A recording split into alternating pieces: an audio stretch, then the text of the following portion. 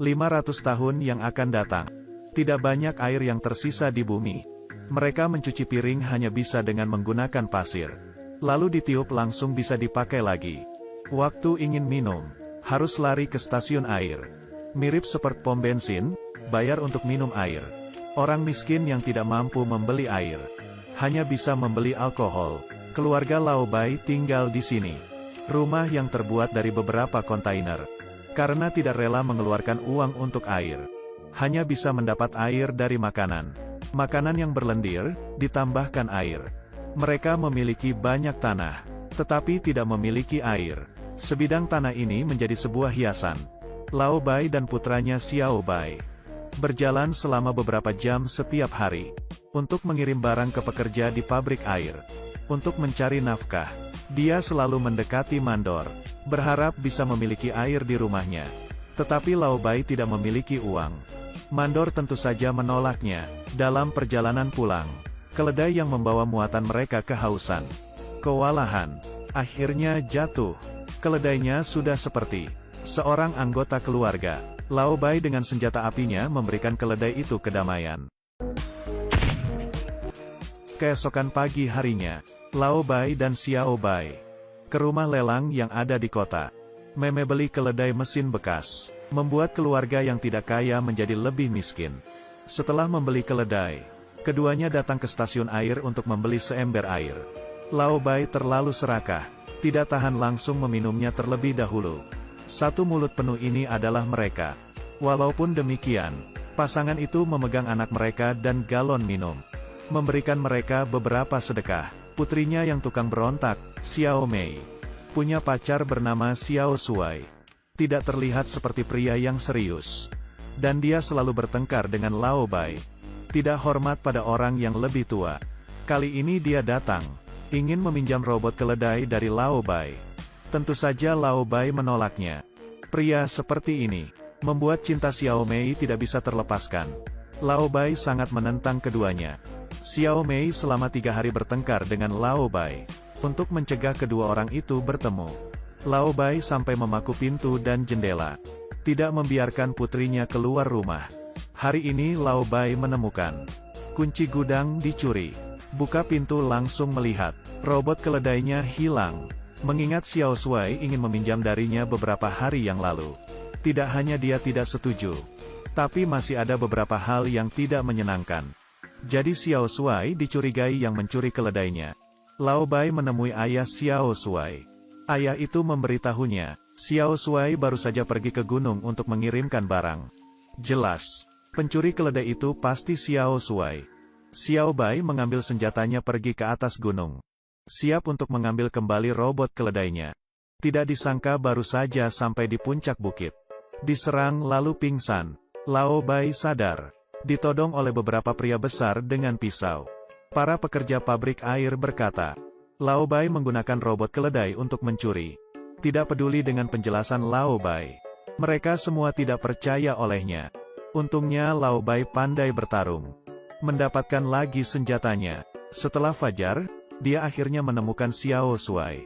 Orang ini sebenarnya tidur tanpa malu. Dengan senjata di mulutnya, Xiao Shuai diikat. Lao Bai berpikir untuk membawa dia kembali. Pekerja pabrik air itu mengaku bersalah, membersihkan diri sendiri, tapi perjalanannya jauh. Kedua orang itu sangat dehidrasi. Bahan yang dicuri semuanya bukan air, karena Xiao Shuai terlihat sangat lemah.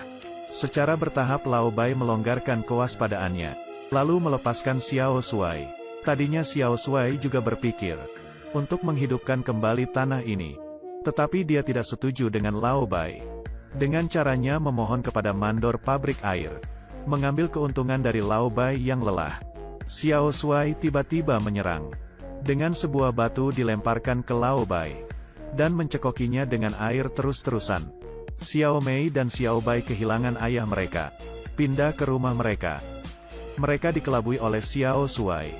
Masih belum mengetahui kebenarannya. Kemudian, Xiao Shuai menemui mandor pabrik air itu.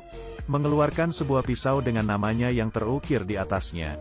Mengancam mandor untuk membuka jalur air.